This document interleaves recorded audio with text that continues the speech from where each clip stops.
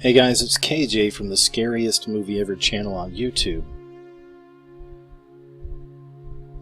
Recently something huge took place that signals the coming of a cashless society.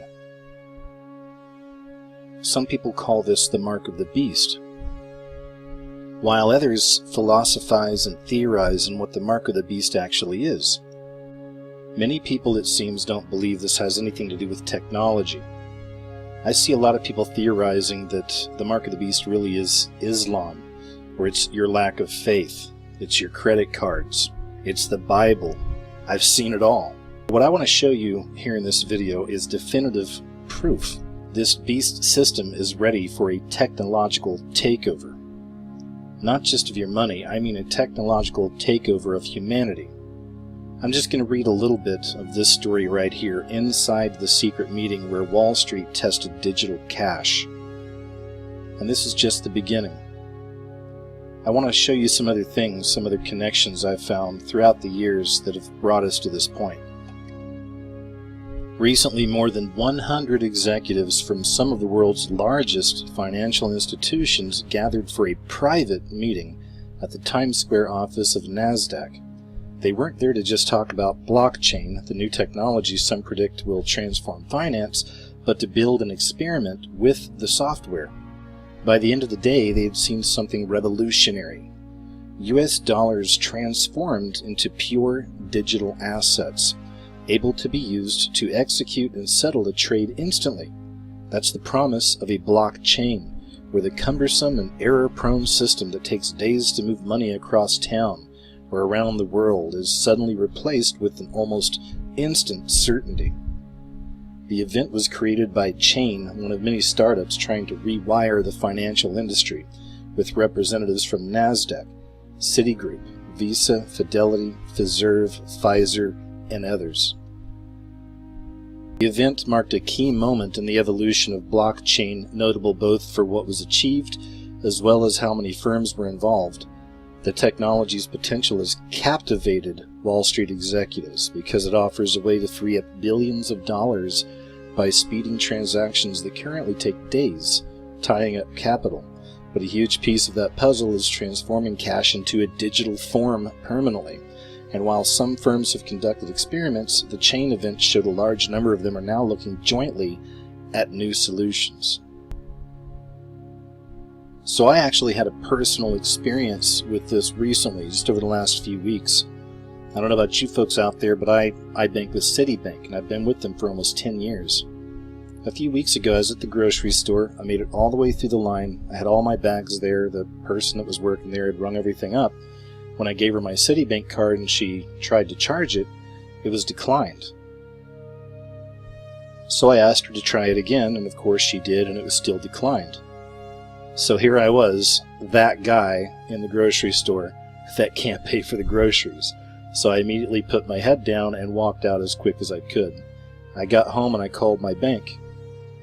I asked them what was going on, and they told me that they had mailed me a new card. And I said, well, I never got it, plus why would I need a new card? The one I have right now doesn't even expire for another year and a half. She said, no, this card has a chip in it. I was like, oh, the chip, okay. So I just got news a few weeks ago that I'm getting a new card with one of these chips in it.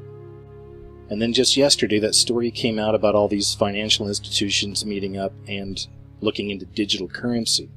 And of course, one of those institutions happens to be Citibank, my bank. So I have no doubt that there's lots of you out there, regardless of your bank, are either dealing with the situation right now or it's going to be happening to you very soon. It's another reason I wanted to make this video and show you some of the things I want to show you. Because they really are preparing us, and they've been preparing us for this digital takeover for a very long time.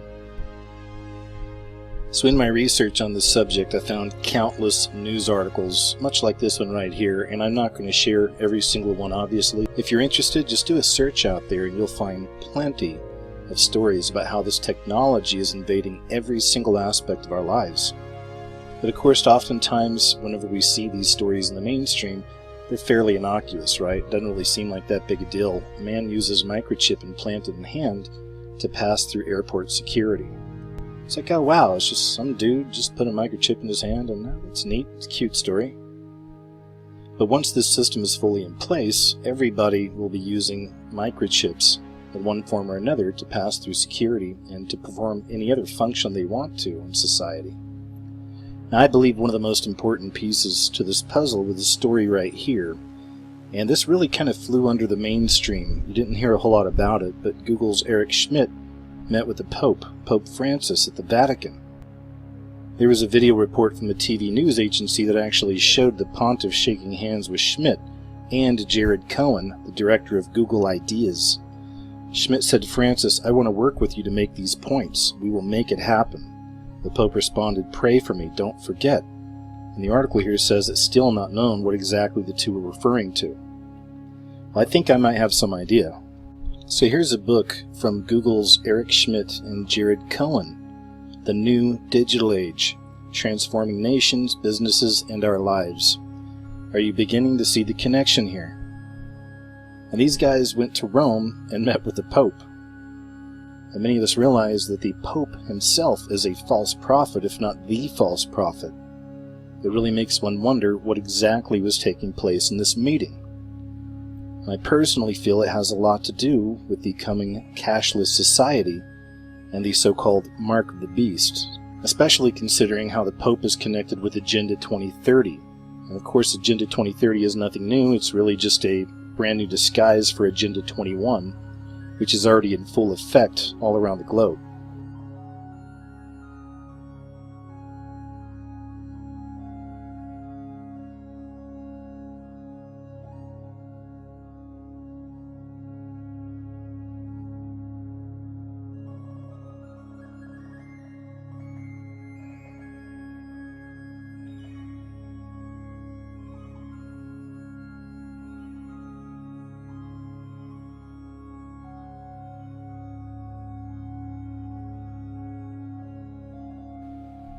It's just another example of how they're bringing virtual reality in to every aspect of our world, every aspect of our reality. National Football League, it's no longer just a bunch of guys putting on pads and throwing a ball around and hitting each other. Now it's all about social engineering. The story right here, virtual reality tested by NFL as a tool to confront racism and sexism. Virtual reality can bring us to the top of Mount Everest, but Stanford University researchers believe it can conquer an even steeper challenge, racial and sexual discrimination. Feeling prejudiced by walking a mile in someone else's shoes is what VR was made for, says Jeremy Belnson, director of Stanford University's Virtual Human Interaction Lab. Its diversity training scenarios, which aim to engender empathy, have attracted interest from one large organization, the National Football League. The NFL is in the early stages of determining how it will use the new technology to train league staffers and players on understanding bias. Unbelievable. Unbelievable. But we've seen this with the NFL in the past as well. It's all about social engineering. Like I said, it's not just a game, right? Here's just one example from a while back. NFL football players wearing pink for Breast Cancer Awareness Month. Now, of course, that's the official story. It's for breast cancer. Me personally, I think this ties back into the LGBT agenda and more of the emasculation of men, or anything really related to anything manly, right? Traditionally manly. Then, of course, you had this story too. The NFL threatens Atlanta's Super Bowl bid over anti-gay bill. This Beastʻ system is using the NFL, among all kinds of other tools, to teach us lessons, to social engineer the people. And of course, Mark Zuckerberg of Facebook fame is getting involved in all this stuff as well. Very interesting story here. It looks like he's planning to steal our brains. Picture of Zuckerberg and 5,000 devoted, quote, zombies wearing virtual reality headsets triggers online ridicule and fear. Says it has been compared to a zombie apocalypse. 1984, which of course is the novel from George Orwell, all about dystopian future society, a New World Order society, and also The Matrix. It says here, it may look like a scene from a dystopian sci-fi movie, but this image is, in fact, a glimpse at our future. It shows Mark Zuckerberg breezing past rows of devoted followers, each plugged into virtual reality headsets, while he looks on with an unnerving smile. The haunting photo was taken at the Mobile World Congress in Barcelona, and has since triggered a stir on social media. That is a fascinating picture to me. I mean, you'd see something like this in movies from the 1950s that were trying to predict the future. This is the kind of thing you might see back then, right? But the future is now. This is exactly what the Beastʻ system wants everybody plugged in, right? Literally plugged in to that digital Antichrist age.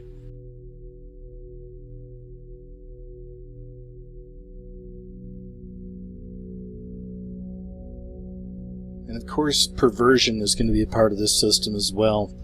Interesting story here. Virtual reality sex suits are finally here.